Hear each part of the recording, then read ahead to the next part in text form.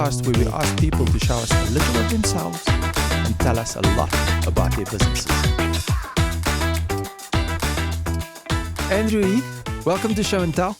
It's good to see you. How are you, sir? Thanks, Son. Very nice. Always nice to be here with you guys. Show and tell. I'll show and tell. Thanks for coming in. Andrew, we're going to talk about, we want to get to know about your businesses, or your business quite a bit. But before we do that, what we like to do at Show and Tell is to get to know the person behind the business also a little bit. And so what's traditional now is that we ask our guests to bring something with them of personal significance so we can get to know them a little bit better. Now, I'm assuming you did that. I did. So I'm the geek. So I did bring something, but you can't keep it, because I need it. Right. So, but I'll show it. So I'm officially the guy with the biggest laptop. So okay, that is big. So this is Sonia.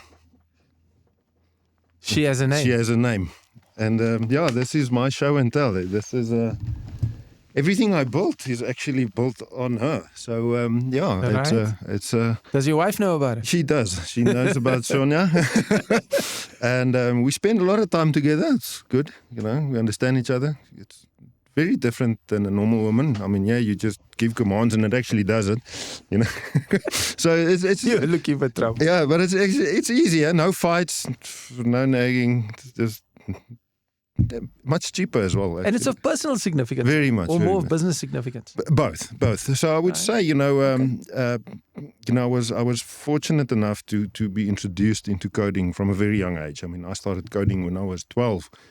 Back then, our computers still work with paraffin. Maybe that's why that's where the fuel game started, I suppose. But what were you coding? Man, back then, stupid stuff. I mean, you're still at school. I was in standard 2 back then, so I'm trying to work it back in grades. This was grade 4. And, you just program a little snake going north or going south, and that's actually the principles. But back then, it was completely different to what coders do today. Back then, we worked on DOS. We had no Windows. We didn't have a mouse. There was no mouse. There was no CDs. There was floppies. And we've come a long way. I mean, if you look at tech, last 40 years, it's insane actually how much it grew. And what's getting scary is how fast it's actually growing in a shorter space. So but that's so coding is personal to you. Very, yeah. And it is part of what you do business-wise. Definitely. I mean, it shaped what I do very much. And I'm fortunate to be able to combine the two. There's not a lot of guys that can do what they love in 2 different sectors and combine the whole thing and make it work for you. And I think that's quite nice as well. The other strong point for me is development is a very expensive, piece of your business. So if you want to start a company and you need any development done there and you can't develop yourself, it's going to set you back. I mean, developers are expensive and all of that. And that, I think, is also quite nice in our own company, whereby if we need something, we do it ourselves and we can move extremely fast by doing it. There's no analysis we have to do, it's literally jump in the system, get it done, get it out in the market and make it work. Which puts us, I think, in an advantage, that we don't need to sort of outsource anything going on that side. But coding definitely personal. I mean, I was pretty much the geek at school. You were? I was naughty, but I was the geek. But I mean, back then, it was new, it was intriguing. We still had the balance of playing outside, but still had that new introducing, or how can I say, the new tech coming out of computers and DOS and black and white screens, and eventually going into color screens. And we've come quite a road with this, but it's fun. It's fun. Well, thank you for bringing Sonia. You can't keep her, yeah? But we can take a picture. I was wondering about that. I know, but she's old actually. She's 10 years old, but I just cannot replace her. I can't. It's a schlep traveling with it because it's big.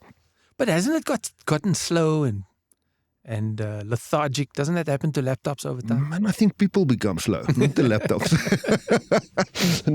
no, it might, but it's for what we need it for. It's actually perfect. It's a gamer's laptop, and I don't use it for gaming. I use it for coding, and the processing power behind it's actually quite nice for that. Yeah. Okay. So it's quite nice. Okay. Is it fair to say you are in the tech business in the petroleum industry? Yes. Yeah. Do you want to just describe in more detail what that means in your world? Man, in a sense, we don't sell fuel. We sell the safety of the transaction and the security of supply of fuel. So, although my company's name is I Want Fuel, it is literally more the solution behind it. Mitigating or reducing risk. Which in our industries, as you know, I tell a lot of people, if you're in a fuel game, it's not a question that if you're going to burn, it's when. And everybody has scars. I mean, if you're in this game, you're going to have scars. If you don't have, you're going to have to wear a hat. That's the second thing. I don't have hair. So, but yeah, everybody burns. And I think that burned, or the burns I had through my life with the fuel game helped me shape I Want Fuel, because I designed the system to stop anything funny happening to either supplier or client, because it's not just suppliers that burn, it's clients as well.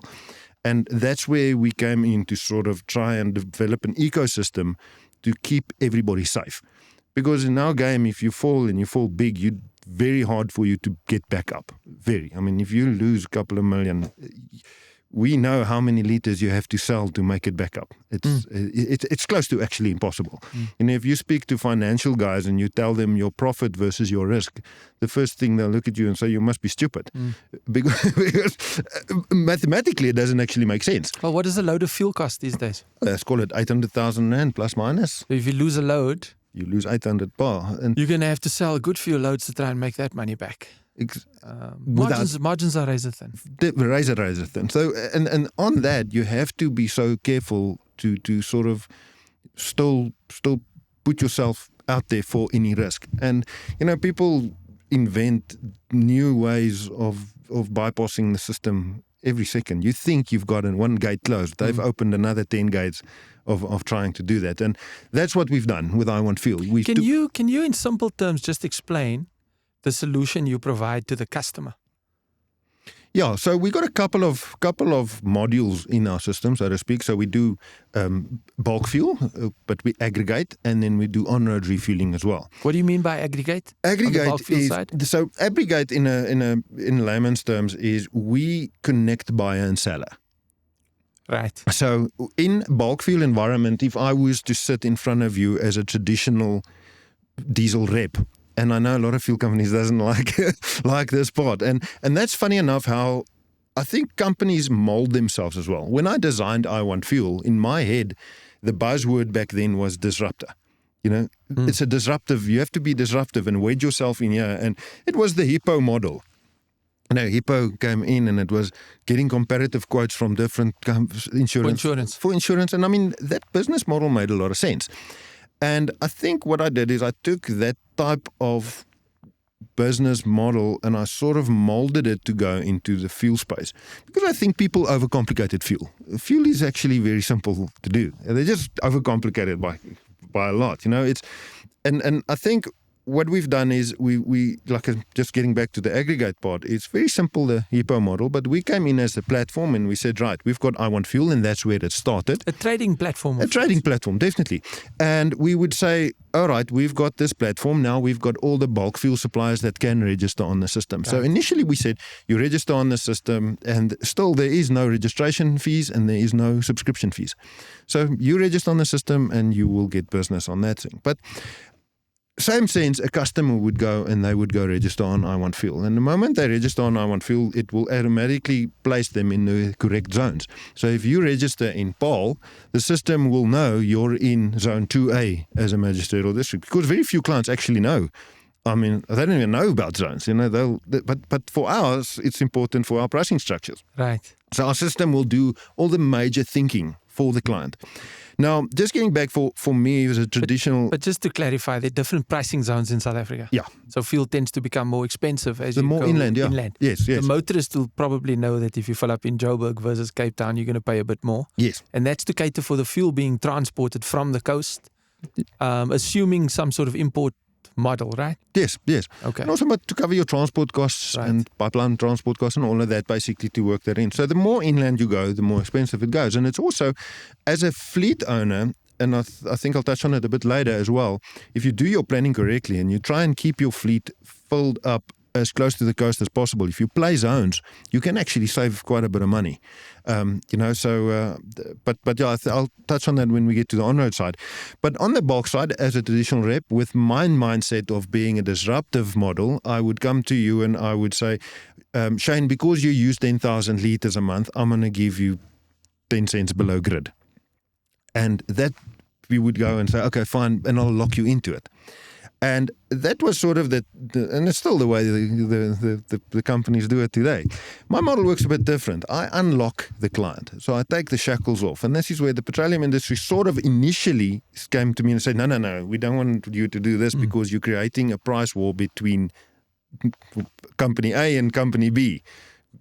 And the thing is, I didn't create a price war. We actually just made it easier for the client to get in access and much faster. So we actually to see what's available in the market. So we made it much more accessible for the customer. So me as a customer would now go onto I Want Fuel. I would say I've got my site in Paarl, and I'm using my first client as an example.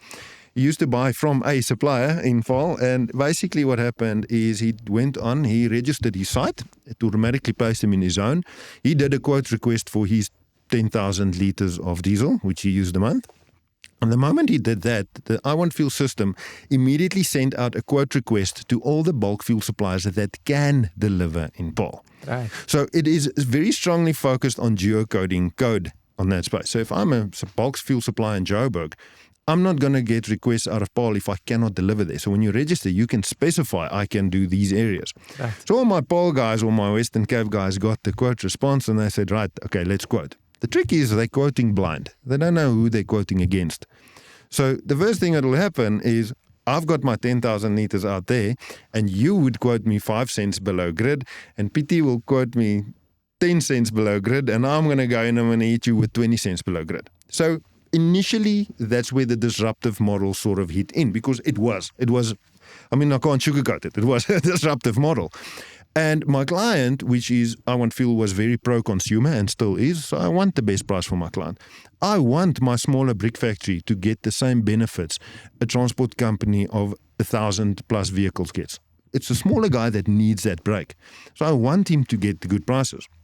But at the same time, everybody needs to live. The client needs to live, supplier needs to live, and I need to live. So you have to find a careful balance there of not trying to disrupt the market too much because then you'll just kill it, and that benefits no one. But you were connecting the customer Definitely. to the supplier. Yes. Through the technology that you coded yourself. Yeah. So that was the first step. But anybody can give a price. That's not where it stops. Anybody can give a price.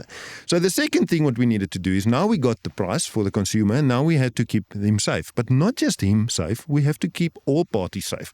I have to keep my client safe and I have to keep my supplier safe. Because we're dealing with a lot of money here. It's a chunk of change. Like I said, one load, 40,000 litres, 800,000 Rand. And, so first thing now is I got my client a price. My client accepted a specific quote. Right. Second thing I do is, right, I go to my client and say, I got you the best price. Now you pay. There's no terms. There's no cash on delivery, nothing. If you want this fuel, you pay. But you do not pay the supplier. You pay I Want Fuel. So what we've done is we've taken it into a more of a holding facility. Okay. And I say, okay, I've got your funds. And now I'll, only once the funds is secure, not proof of payment, once it's there. It's like paying into a trust account ahead of a transaction. Very similar. And once it's there, then only our system automatically sends a release note to the winning supplier. Right. Saying, right, we got your money, go deliver. Okay. So immediately what we've done is we've... But in this process, you need to be trusted yourself. Yes, and it was very hard. Was that hard? Yeah, it was hard. In the beginning, it was extremely hard. So, as you grow older into the game and you build up a reputation, it gets much easier. But that first loads, I'll go sit at friends, and I'll say, look, boys, check what we got FCA here. Check these prices, And he says, I'm not going to pay $1 million into your account.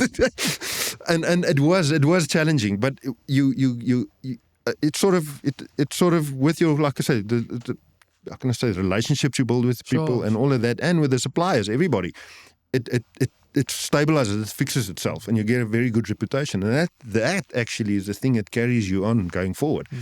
So the first step, like I say, once they pay, only then do we tell supplier A to go deliver. So what the risk is we're taking out there is now we're saying that if you're a broker, because there's millions of them in the fuel game, you need someone's money to make money. And every link you add into this chain of events is a link of risk. Because what happens now is, normally I would pay the broker. That broker needs to pay someone to eventually get my product into my tank. And in between that links, the money disappears. And now I'm saying, but I paid you. And this oak says, I'm paid you, but the customer is out of pocket. Now this cannot happen. And the same thing now happens is with I Want Fuel, if you're a broker and you cannot carry your own weight, you cannot play in this game. Because you need to be able to go deliver. And once you deliver and we confirm proof of delivery, then we pay our supplier. So then you get a lot of old tricks. I mean, but it's one way of filtering out definitely, and we filtered filtering in the more credible suppliers. Definitely. I mean, since we started, and I mean that when I met you the first time, actually, I think I pitched the disruptive model back then to you as well, and I remember. And there was a couple of eyebrows that lifted, and I can't blame the industry for thinking that. Well, it was different, but different in a good way because it changed, and I mean as Gulfstream's done many loads for us, and it's nice going to market to saying these are the type of suppliers that we've got backing us. These are not fly-by-night guys, and that's where risk comes in. There's money to be made in fuel. Make no mistake, there is. If you can do it right and you build up right connections and your good supplier base, you can make it. But somewhere along the line, if you put your foot wrong, it will eat you up, and it will hurt you proper. And I think for us now is once we got our platform going and we got our guys registered, we had more than 2,000 bulk fuel suppliers registered on I Want Fuel. We've kicked off more than 1,700 of them, which is actually brokers. Wow, they're not fuel suppliers. They are guys who's got a wholesale license, but they do not have any infrastructure. Sure. They are literally just piggybacking on suppliers. And the other sad thing about South Africa is there's very little new litres. There's moving of litres. If I go and I push I Want Fuel into the market, which I do, I'm only moving someone else's litres around. Right. I mean, if the market is not growing, then in order to grow yourself, you have to compete for somebody else's business. Definitely. You can't rely on market growth. Definitely. And the economy has been quite stagnant. It has. And I've found that the fuel industry, in terms of growth, closely follows the economic growth of definitely of South Africa, but maybe of other countries as well, which would make sense if you think about it. Definitely. And I mean, I think, and I'll touch on that on how On-Road began, but if we take back to COVID times, which you don't speak about, but that humbled us. Because that sort of forced a lot of companies to take a different mindset of where your business actually needs to focus on, because it wobbled, and I'll that's where On-Road began, and I'll touch on that as well. But how I tell the guys who wants to enter the fuel game, the traditional way of I'm gonna get my wholesale license, I'm gonna get a supplier. I tell them, what do you remember when we started back in 1998, many moons ago?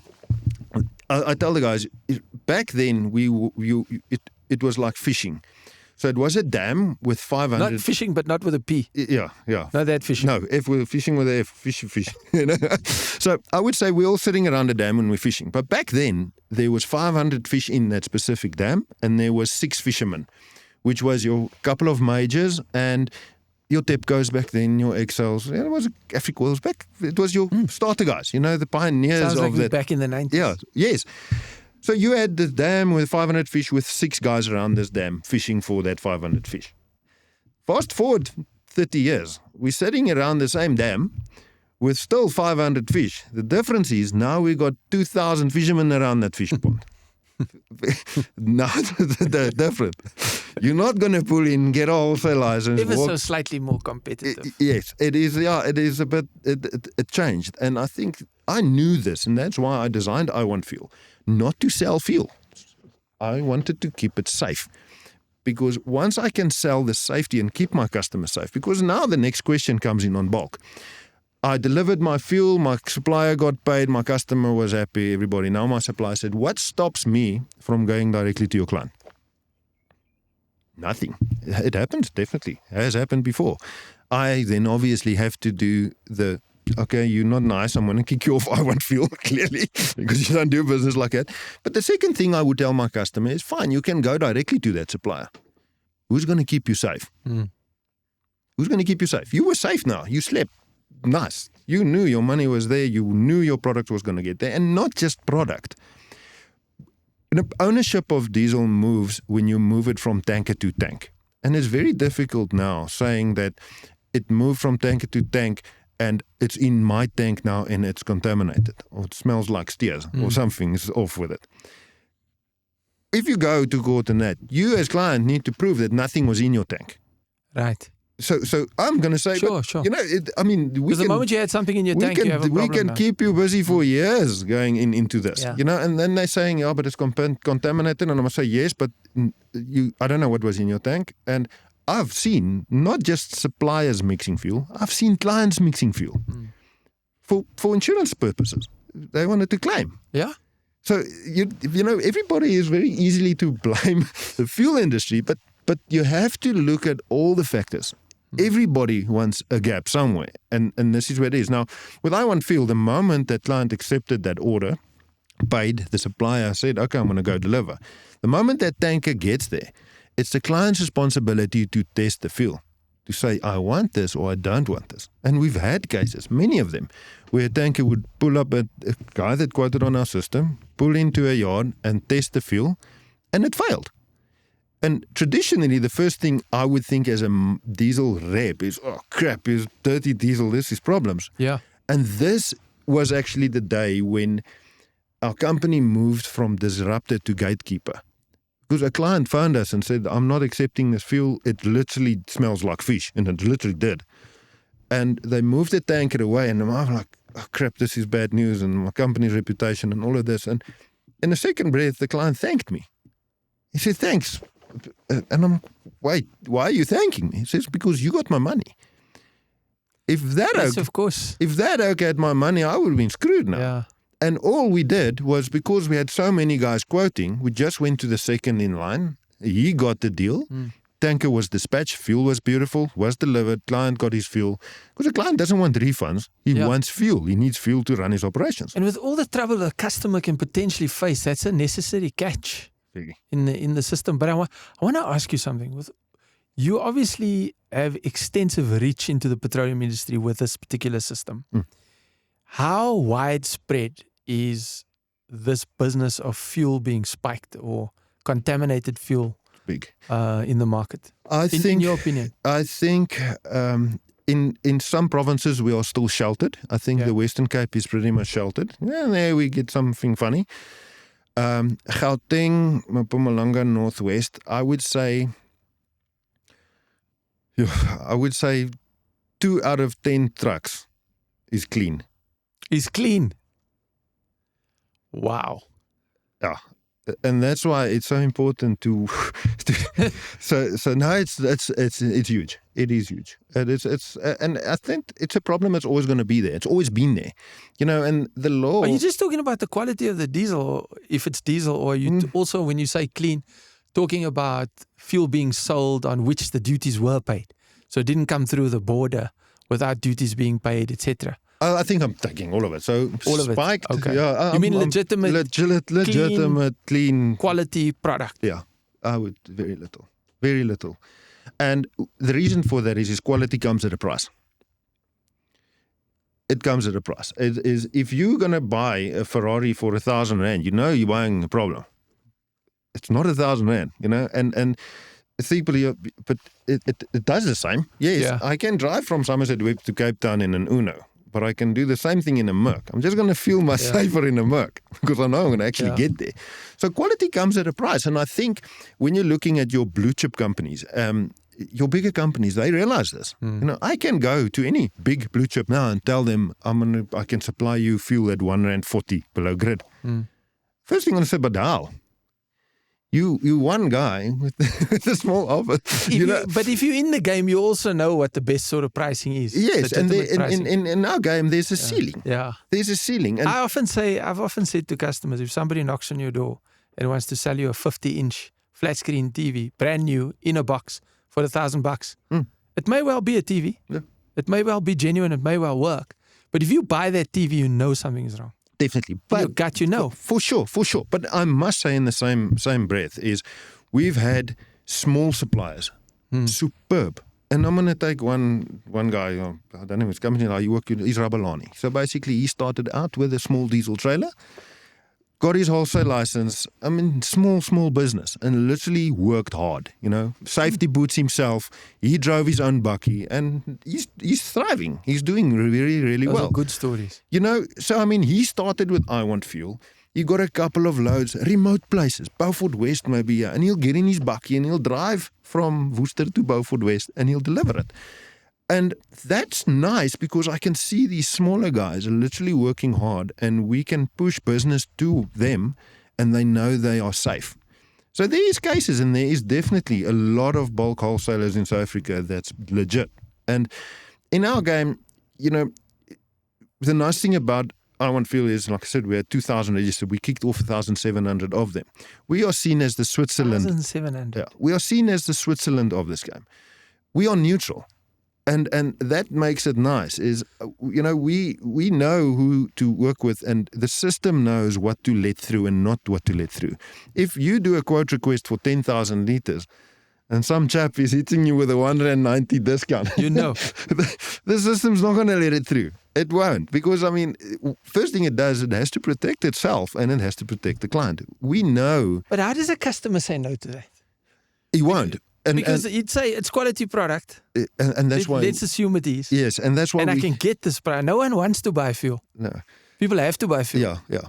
And it's also a thing, you don't wake up and I tell this to all my insurance buddies. I said, you don't wake up in the morning with a transport company, your owner, and you say, I might buy fuel today. I've got news for you, Jam. You're going to buy fuel. It's the only way the wheels turn. It is.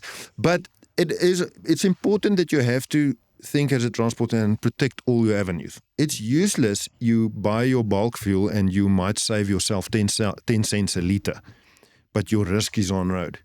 Or your risk is you buy bulk fuel and you're saving 20 cents per litre, but in 40,000 kilometers, your Scania's injector is going to go. What are you saving? You have to look at the bigger picture here. It's not just a short-term game. This, it is a long-term thing, and you have to look. It's like feeding your own body junk food. Yeah. I'm not saying go pay through your ears for fuel. Shop around. That's why I Want Fuel is there. I once read something in a sales book that spoke about: is it price that you're after, or watching, or cost? Because these two things are not the same. The price is the price of the liter of fuel. Yeah. The cost tends to manifest afterwards.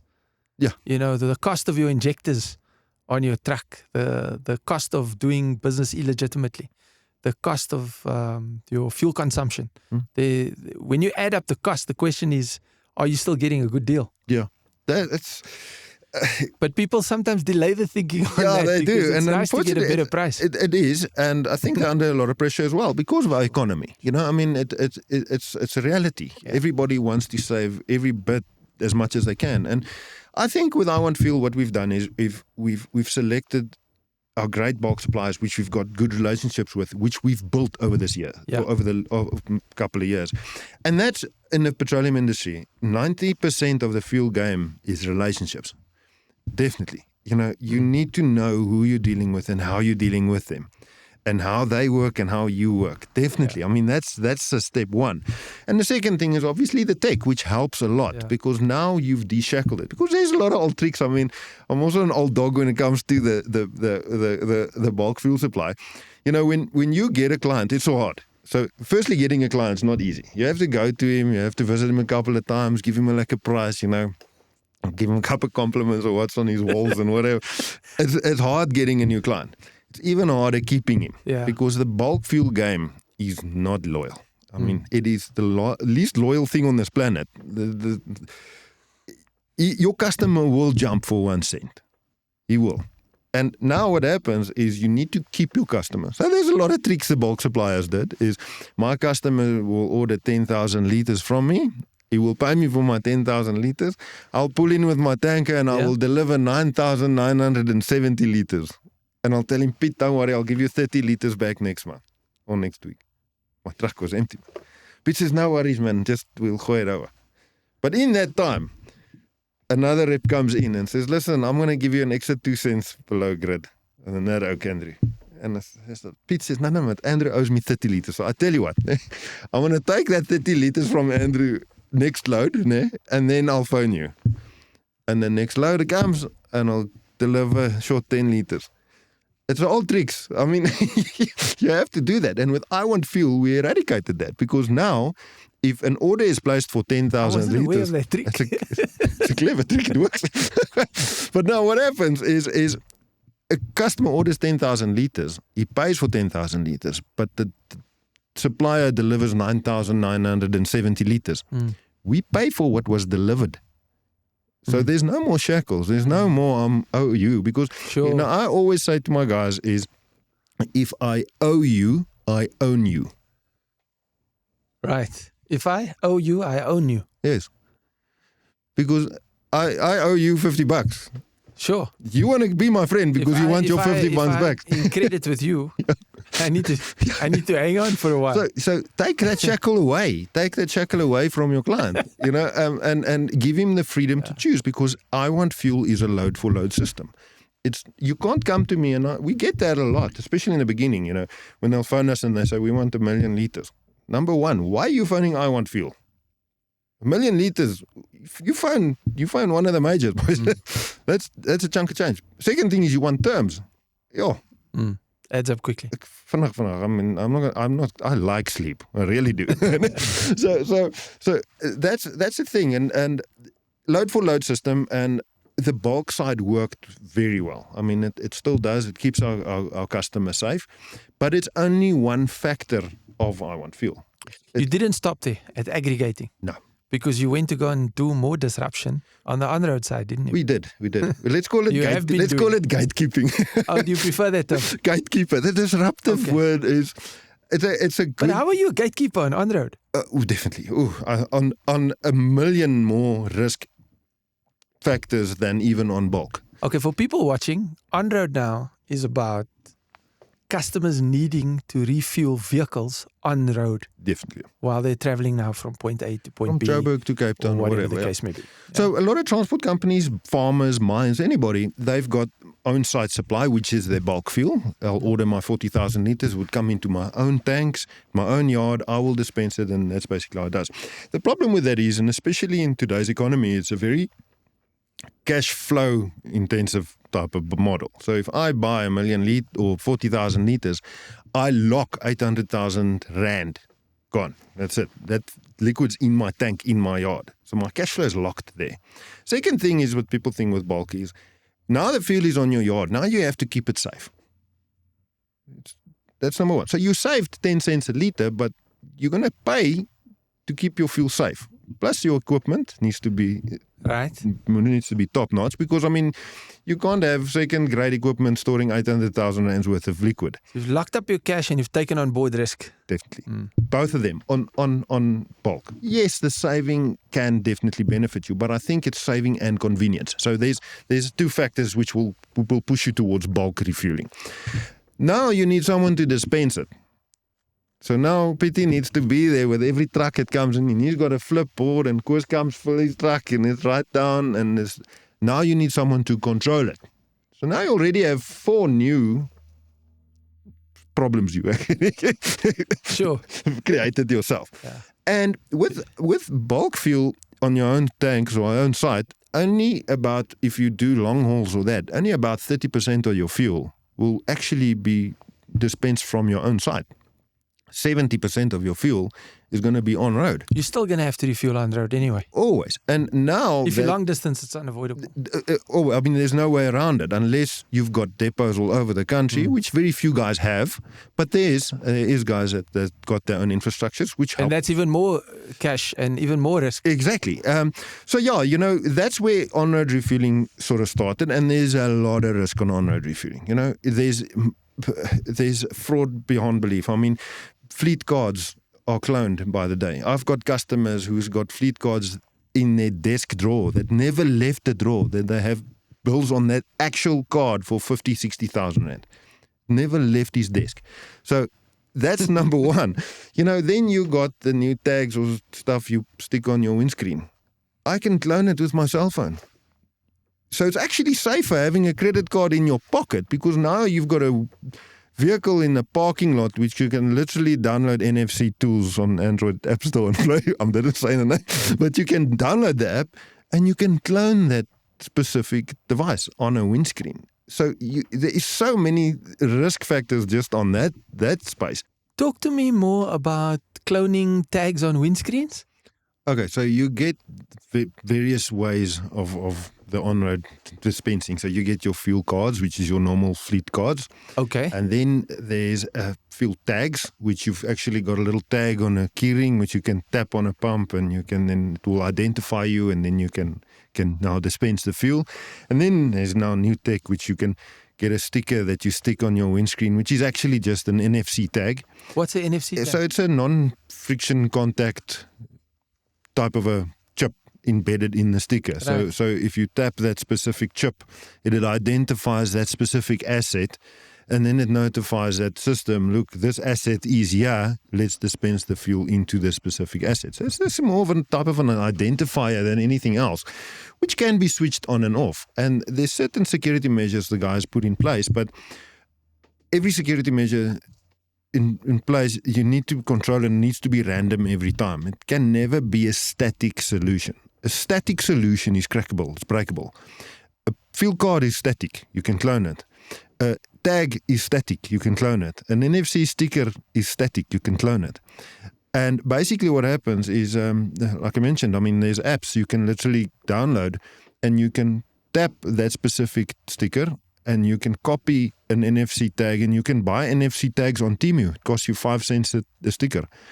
And you can replicate that thing, and basically you've just cloned yourself an NFC card. So how do you copy it? You take a photograph of it? No, so it's literally, it's a piece of software, it's hardware driven on your phone. So you've got NFC on your phone, right?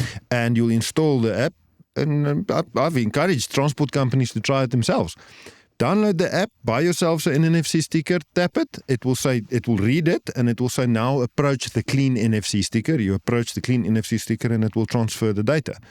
Meaning it works. I've got videos of it. I'm worried about whether we should be talking about it. Yeah, so there is, now they say, but you can clone it, but you can still not refuel because the driver needs to get an identifier to unlock the specific thing. The problem is that the specific identifier is static. It never changes. And that's a problem, because I can just come to you and say, okay, here's my cloned device, use my driver ID, and I can replicate that fuel transaction. Okay, so what does I1Fuel do? Every OTP we send out is dynamic. It changes. One-time password. One-time pins, yeah. Just talk us through the process. So in our on-road refueling, what we've done is we do not sell the fuel. We're not allowed to.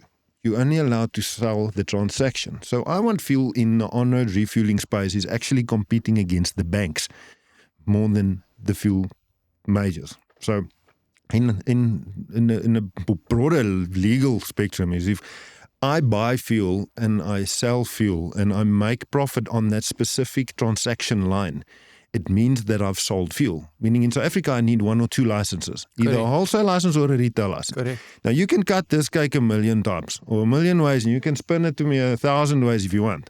If you make profit on fuel, you need a license clock. That's it. Now, I1Fuel doesn't work like that. I replace the bank fees. So what happens is, if I go to a normal garage and I swipe my credit card, the bank charges that retail site a transaction fee for that swipe. And what do they charge? Well, Is it the anything, standard rate? no, it varies. So we've seen anything between 1.5% of the transaction value up until 3.5% of the Wow, transaction that's value. material. The problem is the banks is playing a percentage game in a cent per liter world. Because now fuel goes up, meaning a percentage cost linked to a percentage of the higher fuel is going to go up, the more your transaction fee is going to go up. Just doing some arithmetic some sort of mental arithmetic here, Andrew. If a liter costs you 20 Rand and the transaction fees are 3%, that's 60 cents a liter? Yeah. Does that sound right?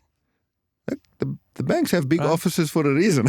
So if the fuel price goes to 21 or 22 Rand a liter, that 3% increases. Yes. So it And so won't the be cents per liter value increases or decreases. Yeah, and the problem is percentage linked. So it on 3% on 20 Rand might cost you 60 cents, but now it goes up to 23 Rand, meaning your percentage goes up, meaning it doesn't cost you 60 cents anymore, it costs you 61 cents. So the higher fuel goes up, the higher your transaction value goes up. And this is where I want fuel replaces it. In this case, we pay the site. There is no bank. There is no cash. Everything is on I Want Fuel's platform. So on our platform, what we've done is we've established a nationwide network. Well, it's SADC now. So we got 460 sites live on I Want Fuel now. These are not your sites per se. No. These are participating sites. Participating sites. Okay. All multi-branded sites. We've got all Over brands. 400. 460 now, yeah. From 2 in the Congo, we've got Zimbabwe, we've got Namibia, we've got Botswana. Okay. So we're expanding quite a bit cross-border now. Initially, we only started I Want Fuel just in South Africa. So in South Africa, our network is insanely big. If you need fuel, we've got it, especially in South Africa. Not so much in Mozambique at the moment, but we are expanding. I mean, it's constantly growing. But on our refueling sites, again, multi-branded. So we're not reliant on one specific supplier for fuel sourcing anywhere in the country. And we also got 2 different types of sites. We've got truck stops and we've got normal retail sites that work on I Want Fuel. And the reason for that is if you go sell an on-road refueling network and I go sit across you as a transport company and I sell you an on-road refueling network, and my network, I've got 20 sites on my network, and you got a truck that's stuck in Uppington and I don't have a site there, I sold you a problem, not a solution. Right. Network is network. 100 sites is not a network. It's a Tupperware pot. You need a network. And that's how we're very aggressive on it. We have to expand network daily. Right. And the truck also doesn't decide where he needs fuel. If he needs fuel, he needs fuel. If you can't. I always say there's nothing more expensive than no fuel.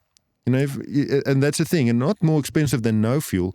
Nothing's more expensive than uncontrolled fuel. You need controls in place to manage your fuel. It is a massive cost on every company, especially transport companies. Right. So it's your one golden egg you actually need to protect with your life.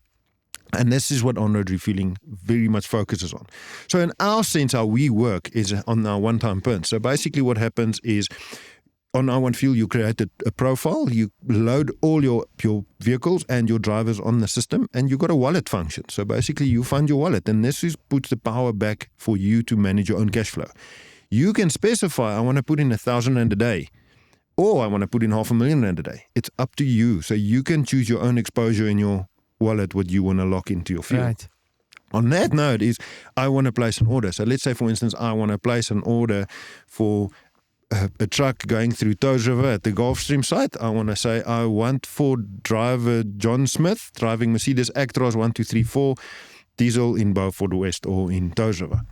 The moment you select that site or select that vehicle and tell the system where that vehicle is, it will find the 10 closest sites to that vehicle. And this is where it puts the power back into the fleet controller's hands, because he can see 10 sites around his truck. And he'll see here's a Gulfstream, and he'll see here's a Shell, here's an engine, and he'll actually see the different prices at each site. So there might be a site a kilometer away from him that charges him 20 Rand a litre, but there might be a site 2 kilometers away from him that charges him 18 Rand 50. Sure. So and he sees this on the app. He sees it on the app. Okay. So now he's got eyes on where he can buy his fuel, and basically at the best price. Right. Same type of model on bulk, but now it's not. Now it's live. And the pricing depends on the participating network sites pricing. transaction fee. Yeah, that they decide on. So they decide on They what, decide on giving the customer. Yes. So Okay. they decide what pricing they want to give, and it keeps them competitive because now you've got 5 sites in one town, It's and clever. they will say, "But I want more liters," meaning I'll drop my prices. And diesel is unregulated, so they can drop as much as they can. So basically, we select a site, and I want to place an order there. The moment the order is placed, the driver gets instructions via mobile app, WhatsApp, SMS, or we designed our own now, telling him, "Look, Pete, you are going to Design your own way. our own messaging app." So, It's launching very soon now. So we're basically taking control on that. On our OneFuel side, we like to control everything we design. We've got our own servers. The code belongs to us.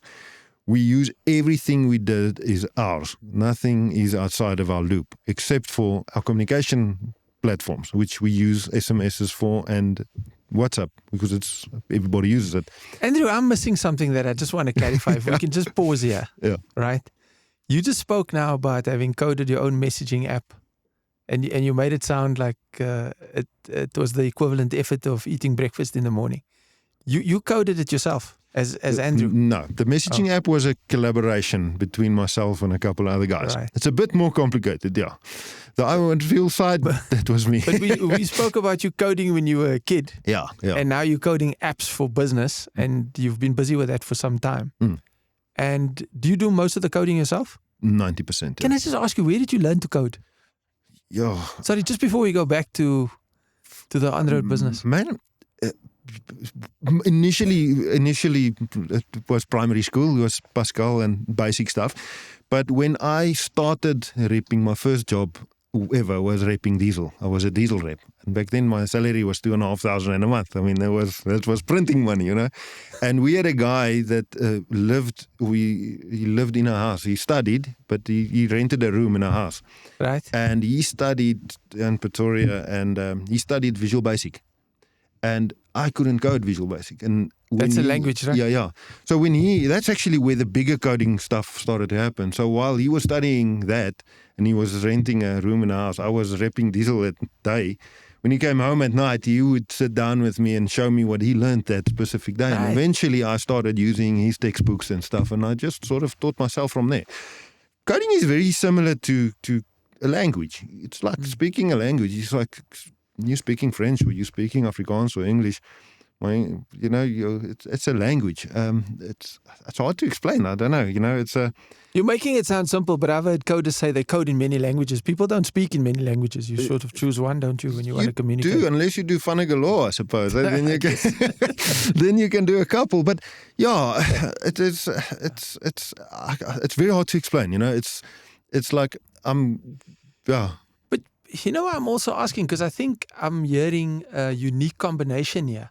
Where, you spoke about being a diesel sales rep, but yet you're coding solutions in the petroleum industry. Yeah.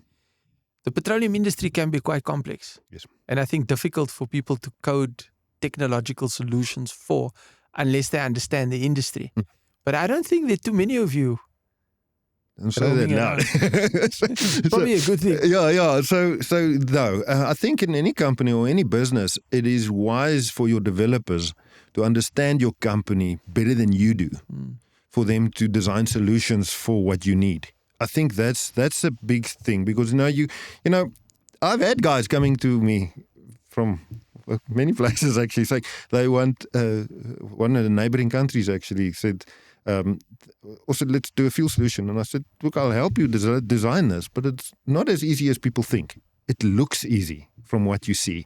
It makes sense in your head, but to actually design the tech and building the relationships and the network to get it running, it's a completely different game. And getting it to work practically. Exactly.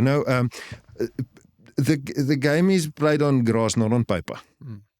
Paper is, everything looks nice on paper, but it's the grass that counts, And I think I'm blessed. I'm lucky to be in the position that I'm able to code for the industry that I love. And I love both parts of it. I love the petroleum industry and I love coding. And by combining it, I'm having a jolt every day of my life. It's fun. I think that's where it went to. But for that, with our processes in place now, we saw a weakness of SMSs and WhatsApps, of our communication channels, whereby SMSs would take some time to deliver. We cannot wait. And that's where we sat back and said, look, we need to design our own communications platform on top of iWantFuel to ensure that our instructions reach our drivers now, not in 5 or 10 minutes time. I need it now. Or on WhatsApp, we do meta integrations, and there's so many changes on meta integrations on a daily level, on daily space, whereby they'll change a privacy policy and some of your messages will be seen as spam. Now your company is reliant on messages that somewhere in Los Angeles, some oak decided now it's not a good idea anymore and you're now stuck. And now some truck can't refuel. It can't refuel. So what you need to do is you need to resubmit the template to be approved. That takes 24 hours. It's a weakness. It's a risk. And that's a risk. The only way of taking a risk away is, my thing is not, my focus wasn't on how phone WhatsApp and say, listen, boys, please allow me to send this WhatsApp. No, I'm going to design my own solution. Because I don't want to make that phone call. Because it's just going to waste my time. And Mark Shuttle, what's Mark Zuckerberg is hard out to get hold of it. He doesn't take calls. Imagine. Yeah, it doesn't take calls from us. But and that's where we design that. And that's the communication. So the order gets placed. It goes through either way of our communication to the driver and to the site and the fleet controller, saying that driver John is on his way. Right. Once the driver gets to site, the instructions is there for him, how to get to site. So he's got a location how to get there. And he's got a one-time PIN, which changes every time. So it's never static. Once he then gets to the site, in his message he got, will say, ask for Shane or ask for Andrew or for Andre. So it will specify, ask for the specific person who handles iWantFuel. So now we've taken away a lot of risk. Number one is we've taken away driver choice. So I know people say drivers steal. They do. But it happens way above the driver. It doesn't stop with the driver. I've seen fleet managers give fleet cards to their family to go to Sun City for the weekend. It happens. So you can't just blame the driver. You have to keep the whole ecosystem safe. So number one, my fleet controller placed the order. In a card scenario, the driver has free choice, like I just said. Now he'll go and he'll load fish at Cape Town Harbour. But he knows.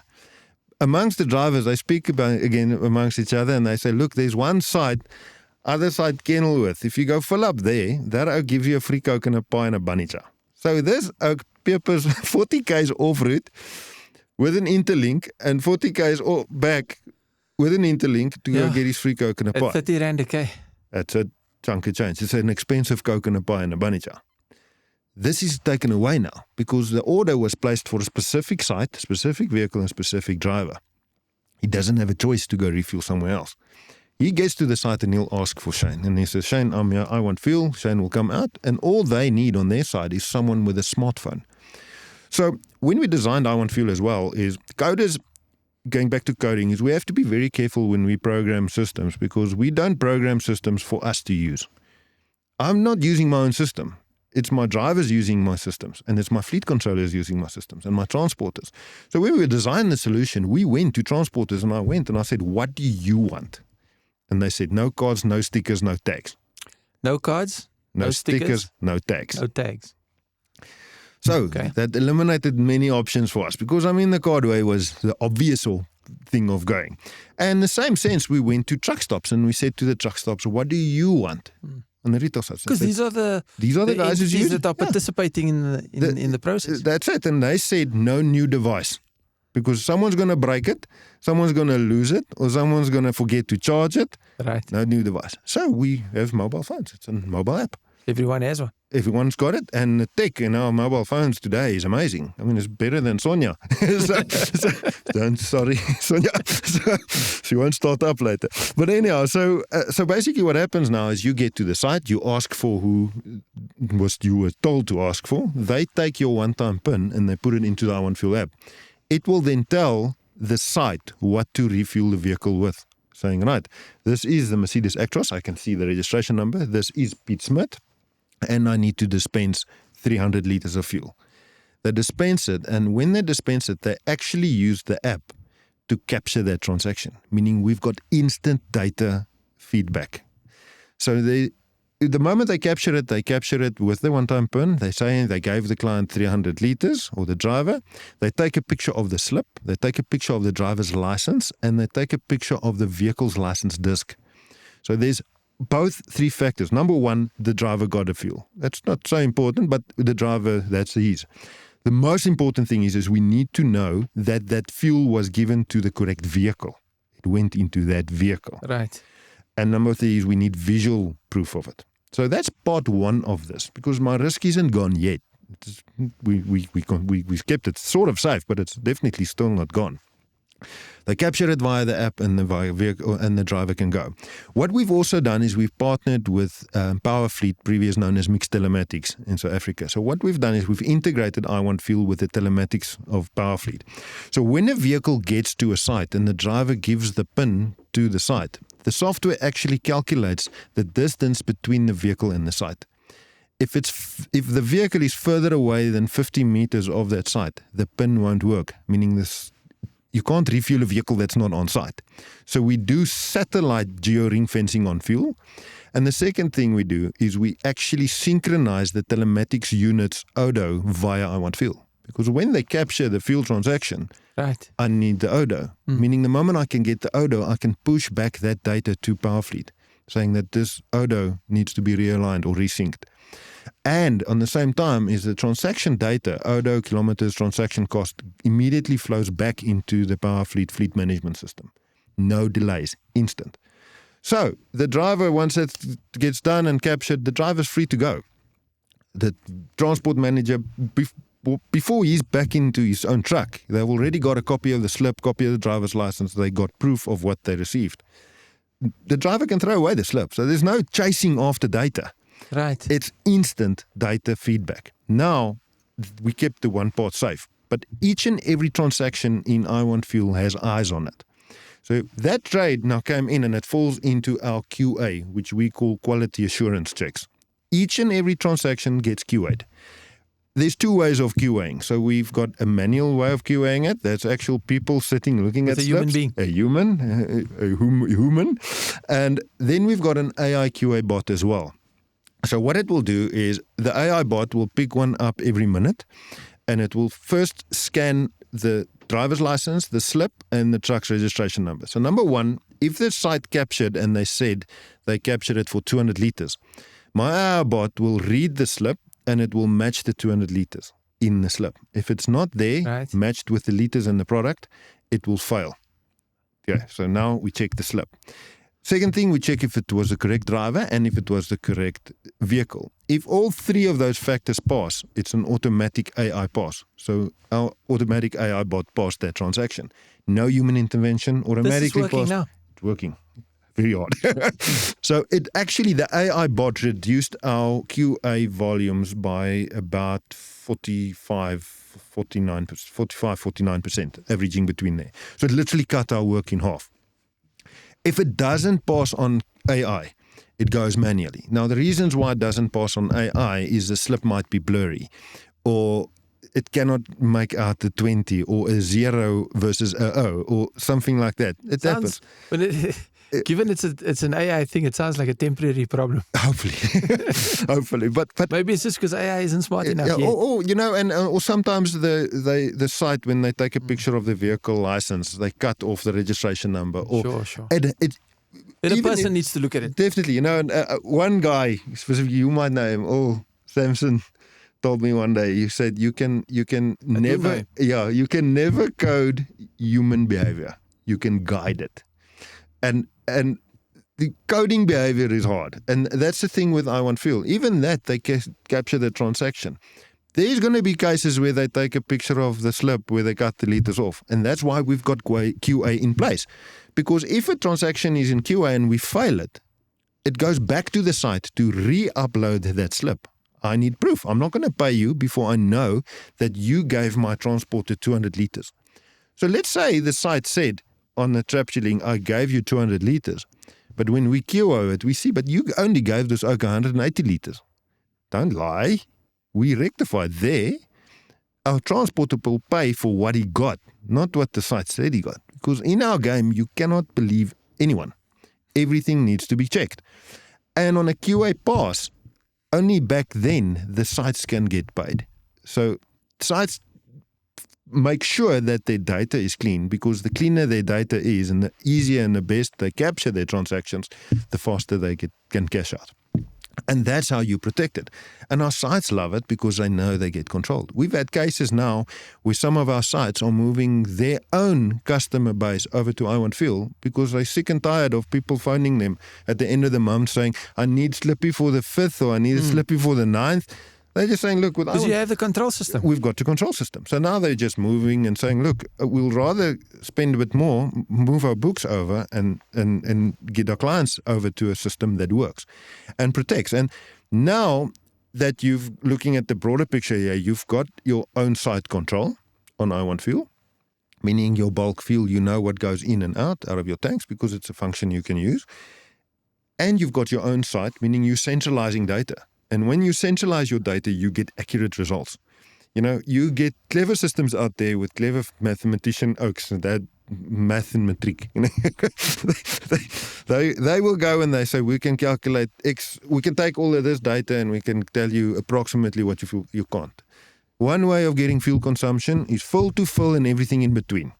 That's the only way. You cannot build predictive models or anything like that. What they're selling you is a lie. You cannot do it. It's an old-fashioned way of doing it. And you cannot get accurate figures if you don't have centralized data. If you've got centralized data, then you've got accurate figures. And this is what we aim for. For a centralized place where you can manage your bulk fuel and your bulk fuel usage, which we do. We've got a centralized solution for your on-road refueling, which we do. We combine those two and we can give you accurate stats. In the same breath, we've eradicated all risk. Consolidated reporting? Consolidated reporting. So on our reporting, we've developed in the last 3 months, we developed reports, amazing stuff. So we've got consolidated reporting. We even have cost centers now where you can allocate fuel orders to a specific cost center in your company. So we've done that. We've created APIs where we now release APIs for free in iWantFuel, whereby you can use any third-party software to extract or push data into iWantFuel. So now you can use iWantFuel without even touching it. So that was quite a big thing. The reporting on iWantFuel is number one, getting centralized data. Number two, making sure there's no risk in your fuel, making sure your money is safe. And the most important thing as well is you're getting fuel at a much better price. As well. So we've ticked all the boxes. And if the box pops up, which we don't know about, we will create the solution for it and tick it as well, as far as we go. Andrew, let me ask you this. Have you had any fraud or any attempted fraud? Yes, we had one. On your system? Yes, we had. So it was a municipality, actually, one. So we serviced the municipality about 3 years ago. They were in litigation between two fuel majors, and they found us. They said, look, our garbage trucks is going nowhere. So I said, okay, we're going to step in here. We're going to help. And we did that December. I was just getting ready for holiday. December phone said now it's time, and we did probably about close to 8,000 transactions on that municipality for that 2 months. Anything from jet skis to lawnmowers to garbage trucks to fire department, the whole municipality was on iWantFuel. And what happened was actually scary because we're a prepaid system. They had to fund their wallet weekly, and their normal weekly spend on fuel was 1.5 million per week. They did that on a stop order, so every Monday morning 1.5 will fall. Eventually they were standing on like 4 or 5 million, and we found them and said, listen boys, you have to slow down because you're not burning all your fuel. You're only burning 400,000 rands worth of fuel in a week. I don't know where you get the figures from at 1.5. I said, but that's what they used to be paying. So they were used to pay 1.5, but they actually just burnt 400,000 because they had controls in place for the first time. What fraud we found there was, we had one actually, and I'll name the site. It was the Celtic's Hobie Beach. But that's not fraud through your system. That's fraud uncovered by the implementation of the system versus whatever system they had previously. Definitely. The fraud attempt on our system was a speed cop, actually. He rocked up at the site and then he said he's got an order from iWantFuel with this OTP and the site opened their app and they said, but there is nothing here. And he made a big scene and said, what, it's a stupid system, blah, blah, blah, as one does. And eventually the phone call got to me and I spoke to him. I said, well, send me your order. And he said, I just deleted it with this rage in me. Cannot be. I said, well, sorry, man, you're just going to ask your municipality manager to give you a new order. But the thing is, it's protected. And what's happening is we're keeping it safe for the client. But people always forget about the retail side as well. And we've seen this many times. When you're a retail site owner, I will come to you and I will fill up my 200-litre drum on the back of my Nissan Chambucky. Pull in there, 200 litres, swipe my card. The site gives it to the client because, he swiped his card. Right. Off he goes with his product. His 200 litre, he's off. He's going to go do something with it. I don't know.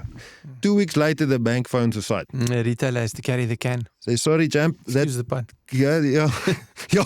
But sorry, but that card was cloned. We're going to claw back the money. Yeah. Bank's got their money back.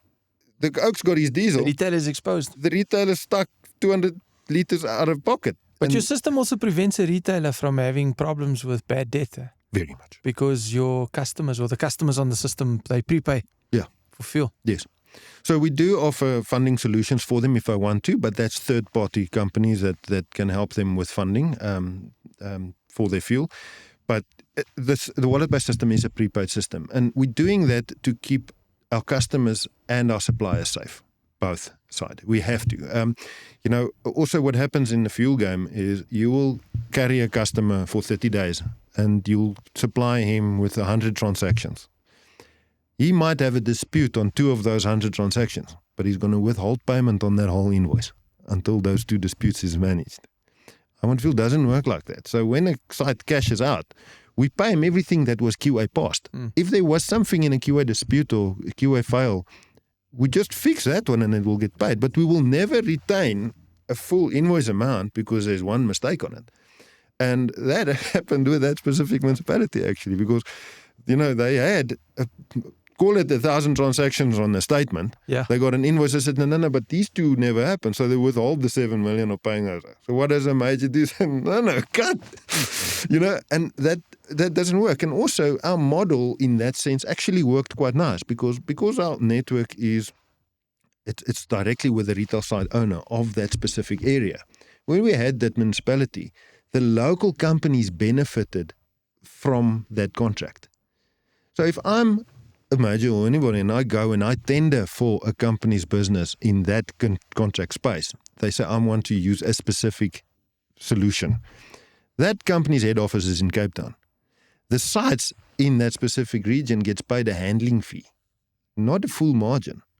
So the money is actually flowing from the one province to the other one, and the local community is only just being paid a handling fee. Yeah. So we was actually winning with this. The retail sites, when we moved out, when the litigation was now sharp and all good, when we moved out, these oaks were pretty upset because all of a sudden their full margins disappeared and they were forced by contract to honor the solutions, old solutions that was put in place. It's exciting. Yeah. There is so many factors. This podcast is only this long, but, when you go and... But what's next, though? What's next for iOneFuel? When we got our competitor, not our competitor, our communications app, which is we're looking forward to that. We're going to introduce a funeral cover now for all drivers on iOneFuel, which we're going to give them funeral cover for, which will be basically subsidized via iOneFuel. Right. So we're pushing for that as well. They got a crap life. It's not fun to be a driver. And it's a dangerous driver, a dangerous job of being one. So we want to sort of see if we can help in that sense. What next is we're launching a system next year, January, which is called My Loads, which is a load aggregator system. But instead of hurting the transporter, our slogan is we don't want to suffocate, we want to support. It's dangerous having a load aggregation system for transport companies being against loads because there's some transport companies that will literally run at a loss just to cover their fuel and get... So there's a very, very fine balance there. So we're designing this system to support the transport and freight industry, not suffocate it. Definitely. So that's a new system that we're going to launch. And normal stuff we're introducing as far as we can for value-added services products. We work with a company called TankSafe for their anti-siphoning units in the tanks itself.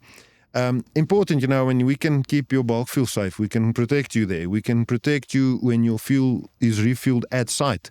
There we can keep you safe. But when your truck leaves from Beaufort West and is on the road to Cape Town, we can't protect your diesel there. That's someone else's job. And, I would strongly suggest and recommend having TankSafe anti-siphoning devices in. Because then you're controlling the loop, And advice, I think, on all transport companies as well is look at the bigger picture. If something's too good to be true, I promise you it's too good to be true. Work with companies that has a strong name in the industry. Might not be cheap, but it's going to be much cheaper than price versus cost. I had a joke actually prepared for you, but that's more on the builder side. But it's actually very similar in our industry. For me. For this. Well, podcast. tell me the joke. So I will. But yeah, I'm having my bathroom now renovated as well. Okay. And the first thing that you do is you must now get your tiles and your contractors and all of that. And my guy can only do it in 2 weeks' time, which is a good thing.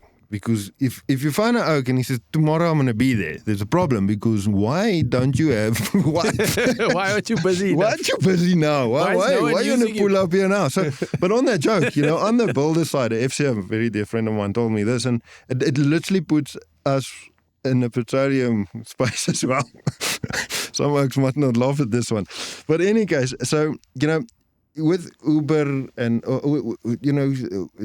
how can I say, with AI and technology and all of this stuff and economies going stuff, when people die now and they go up to heaven, now something gets confused. So sometimes it's supposed to go to heaven, ends up at hell, and other way around as well, So it's a bit messy up there. So now what they're doing, they've got a couple of shuttles running, so you're supposed to go to heaven, clap a shuttle, and you're up there. So it's a mess. So they decided now they're going to build a staircase, right, to eradicate all the shuttles. Because the oaks driving the Ubers up there, they're actually supposed to be in heaven, but now they're working, so it's not working out for them. It's actually just stealing their pleasure a bit. So they decided, no, we're gonna now build a staircase, but we're gonna split the costs, 50-50. You pay 50%, we at the bottom we pay halfy. This. An agreement was made, Oaks signed the contract, they got the municipal approval, certain safety regulations, what rails are going to put on, all of it was done, everything. Yes, so they start building. And when it came to the day of the launch, they got halfway, the ribbons was there to be cut. So oaks, the greybeards, the most important oaks at the bottom, went up now to cut the ribbon. They got there and they said, yes, but where's the other half of the staircase? There was nothing. The thing just stopped in midair. Yeah. On the phone there, phone for St. Peter, say, listen, chap, our ribbon's about to be, where's the other half? He said, listen, there's a problem. We couldn't find one builder in heaven, Oh, that's so bad. You're right, some of them are not going to like it. So, but that's pretty much in our game as well. That stair's going to go halfway. You need tools. You need tools like Iron Fuel to keep you to build the other part of the staircase.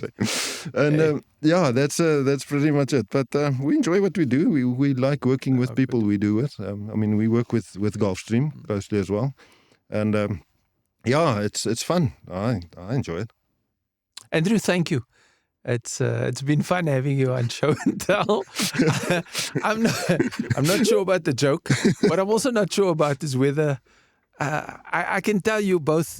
You're both a disruptor and a gatekeeper. Those are the two terms you used. Yeah. I'm not sure what the balance is. I have my own opinion. The viewers probably have their own opinion. Yeah. I know you want to be seen more as a gatekeeper. Yeah, no, the game. So I hope that's the case for you and your business going forward. No, thanks. And, on our side, we when we started Iron Fuel, we got a lot of pushback. I think with anything that's new and different, you will always get pushback. And, even with some of the majors, after they actually get to know us, and not just our company model and us as people, again, where the relationships fall in, they realize these oaks aren't that bad. You know, we actually are trying to make a difference. And I'm not shunting the old ways down, the old ways of fuel networking and stuff. They were the pioneers of what we're doing today. The lesson I think can be learned is don't get comfortable and never evolve your company. It has to move forward, because if you sit back and you get comfortable, you're going to get to a space where it's too late for you to catch up.